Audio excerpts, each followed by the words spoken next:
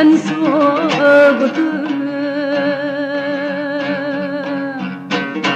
zehirken gün etmem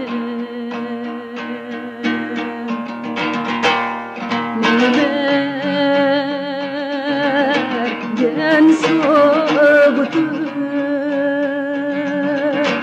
zehirken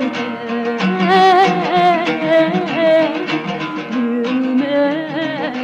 etmem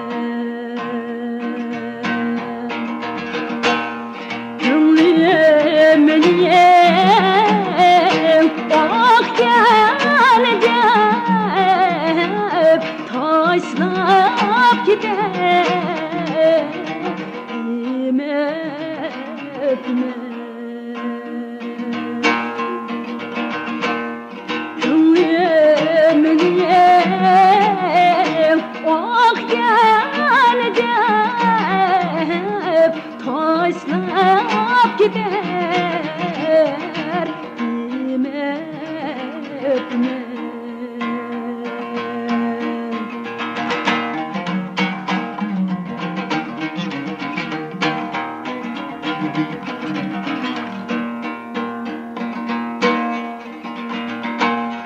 Konuşmuş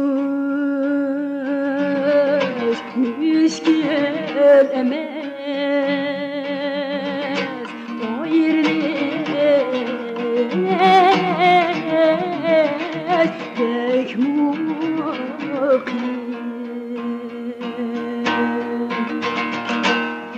Olsam ketmez bulup sen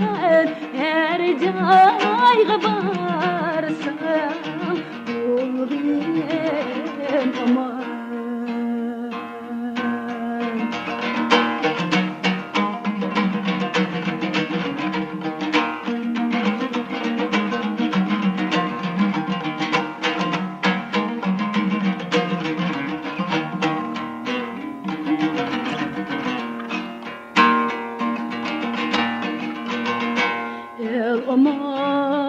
aman men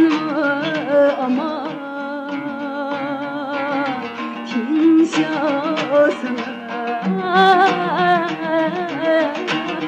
yere cevap sen söylesen hiç yapmaz el söylese alim Kur'an sen söylesen hiç yapmaz el söylese alim Kur'an